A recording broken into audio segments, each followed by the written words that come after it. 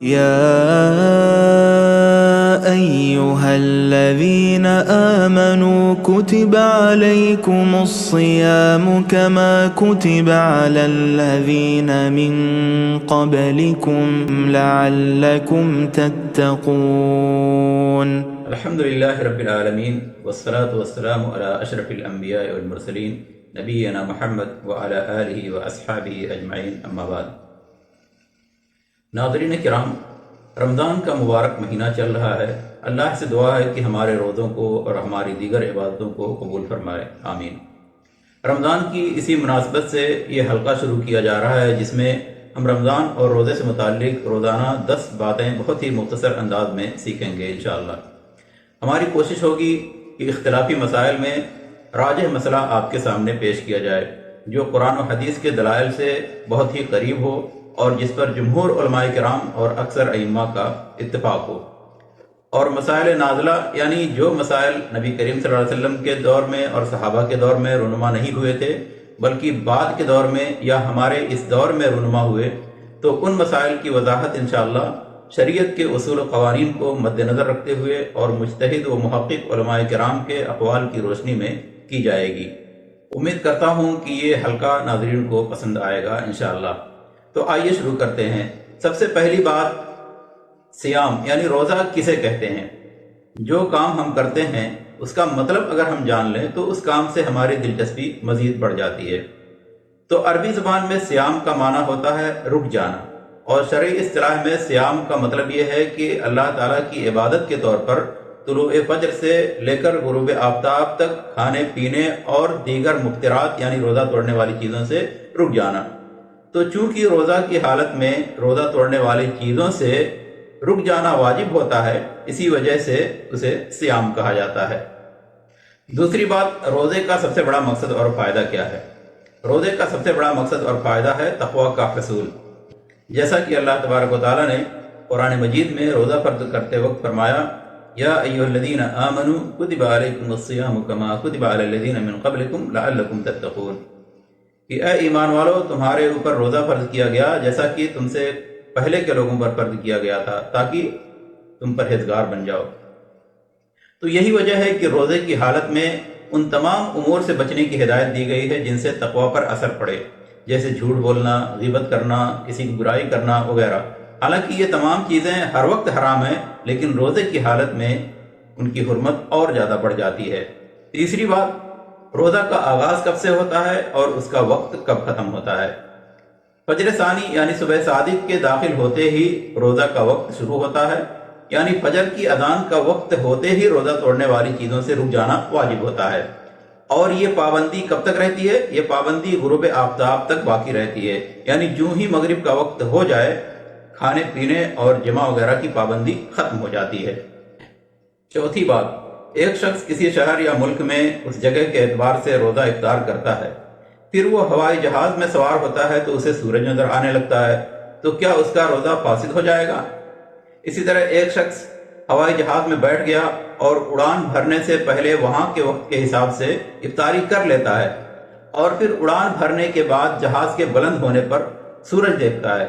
تو کیا اس کا روزہ فاسد ہو جاتا ہے؟ تو ان دونوں سوالوں کا جواب یہ ہے کہ اس کا روزہ صحیح ہے، کیونکہ اس نے جہاں پر افطاری کیا وہاں کے حساب سے سورج غروب ہو گیا تھا. تو جب روزہ دار اپنی جگہ سے سورج غروب ہوتا دیکھے تو وہ افطار کر لے، اور ہر روزے دار کے لیے اسی جگہ کا حکم ہوگا جہاں وہ موجود ہے،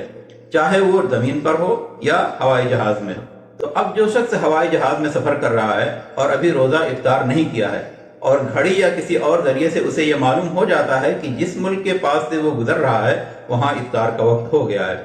لیکن ہوائی جہاز کی بلندی کی وجہ سے سورج ابھی دکھائی دے رہا ہے، تو اسے ابھی افطار نہیں کرنا چاہیے جب تک سورج غروب نہ ہو جائے، کیونکہ افطار اسی وقت کرنا ہے جب اپنی جگہ سے سورج غروب ہوتا دیکھے، یعنی جس جگہ پر وہ ہے وہاں سے سورج غروب ہو جائے تب اسے افطار کرنا ہے. پانچویں بات، اگر کوئی شخص ایسے ملک میں رہتا ہے جہاں دن کافی لمبا ہوتا ہے، جیسے روس اور ناروے وغیرہ میں کبھی کبھی 20 گھنٹہ یا اس سے زیادہ کا دن ہوتا ہے، تو ایسی صورت میں کیا حکم ہے؟ تو اس کا جواب یہ ہے کہ جب تک انسان ایسی جگہ پر موجود ہو جہاں 24 گھنٹے میں رات و دن کا تسلسل ہو، یعنی 24 گھنٹے میں رات اور دن پورے ہو جاتے ہوں، تب تک روزے دار پر واجب ہے کہ وہ طلوع فجر سے لے کر غروب آفتاب تک روزہ توڑنے والی چیزوں سے رکا رہے، چاہے وہ زمین کے کسی بھی حصے میں ہو اور چاہے دن کتنا بھی لمبا کیوں نہ ہو۔ چھٹی بات، اگر لمبے دنوں میں روزہ رکھنا ناقابل برداشت اور مشقت کا باعث ہو اور جان جانے کا خطرہ ہو یا کسی نقصان یا بیماری کا خدشہ ہو تو ایسی صورت میں افطار جائز ہے، یعنی یہ جائز ہے کہ وہ روزہ توڑ دے اور بعد میں دوسرے دنوں میں اس کی قضا کرے، کیونکہ اللہ تعالیٰ نے قرآن میں جہاں روزہ توڑنے کی رخصت دی ہے وہیں پر یہ ذکر فرمایا، یرید اللہ بکم اليسر ولا یرید بکم العسر، کہ اللہ تعالیٰ تمہارے ساتھ آسانی چاہتا ہے اور تمہارے لیے تنگی اور مشقت کو پسند نہیں کرتا۔ ساتویں بات، جو شخص ایسے ملک میں ہو جہاں 24 گھنٹے میں رات اور دن کا تسلسل نہ ہو بلکہ دن اتنا لمبا ہو کہ 24 گھنٹے سے بھی زیادہ کا ہو جائے،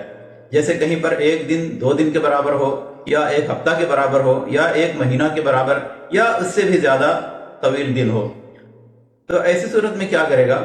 وہ دن اور رات کا اندازہ لگائے گا اور اس سے یہ نہیں کہا جائے گا کہ جب تک سورج غروب ہوتا نہ دیکھے تب تک افطاری نہیں کرے گا، کیونکہ اس میں ناقابل برداشت مشقت ہے اور یہ شریعت کے اصولوں کے خلاف ہے۔ دن اور رات کا اندازہ کیسے لگائے گا؟ اندازہ لگانے کا طریقہ یہ ہے کہ کسی قریب ترین ملک کے حساب سے دن اور رات کا وقت مقرر کیا جائے گا جہاں 24 گھنٹے میں رات اور دن کا تسلسل ہو، یعنی جہاں پر وہ رہتا ہے وہاں سے قریب ترین کوئی ایسا ملک ہو جہاں 24 گھنٹے میں دن اور رات مکمل ہو جاتے ہوں، تو وہاں کا اعتبار کرتے ہوئے وہ افطار کرے گا۔ 8ویں بات، اگر کوئی غیر مسلم روزہ رکھتا ہے تو کیا اس کا روزہ قبول ہوگا؟ جواب ہے کہ نہیں۔ کیوں؟ کیونکہ روزہ واجب ہونے کے لیے اسلام شرط ہے، لہذا کافر پر روزہ واجب نہیں اور نہ ہی اس کا روزہ صحیح ہوگا۔ ہاں، جب وہ اسلام لے آئے تو اس پر روزہ واجب ہو جائے گا، لیکن کفر کے زمانے میں چھوڑے گئے روزوں کی قضا واجب نہیں ہوگی۔ مثال کے طور پر کوئی شخص 15 رمضان کو مسلمان ہوتا ہے تو اس کے بعد کے روزے اس پر فرض ہو جائیں گے، لیکن پہلے کے 15 روزوں کی قضا اس پر واجب نہیں۔ اسی طرح گزشتہ رمضان کے روزوں کی قضا بھی واجب نہیں ہوگی، کیونکہ اس وقت وہ غیر مسلم تھا، اس پر روزہ فرض ہی نہیں تھا، اور یہ ایک طرح سے اللہ کی رحمت ہے۔ 9ویں بات، اگر کافر رمضان کے کسی دن کے دوران اسلام لے آئے، مثلا وہ صبح 10 بجے یا 12 بجے مسلمان ہو جائے، تو اس پر باقی دن کا روزہ رکھنا واجب ہوگا، یعنی اسی وقت وہ کھانے پینے اور دیگر چیزوں سے رک جائے گا، لیکن اس روزے کی قضا اس پر واجب نہیں ہوگی کہ اس نے صبح 10 بجے تک کھایا پیا تھا۔ کیوں؟ کیونکہ جس وقت اس پر روزہ فرض ہوا اس وقت سے اس نے روزہ رکھنا شروع کر دیا۔ 10ویں بات، اگر کوئی مرتد اسلام لے آئے، یعنی وہ شخص جو پہلے مسلمان تھا لیکن پھر کافر ہو گیا تھا اور ایک عرصہ تک کافر رہا جس میں رمضان کے روزے بھی چھوٹ گئے، تو اس پر ردت کے زمانے میں چھوڑے گئے روزوں کی قضا واجب نہیں ہوگی، کیونکہ کافر ہونے کی وجہ سے اس دوران اس پر روزہ فرض ہی نہیں تھا۔ البتہ اگر کوئی مرتد دوبارہ مسلمان ہوتا ہے اور اس پر مرتد ہونے سے پہلے روزے واجب تھے، یعنی جب وہ مسلمان تھا تو اس نے کچھ روزے چھوڑے تھے،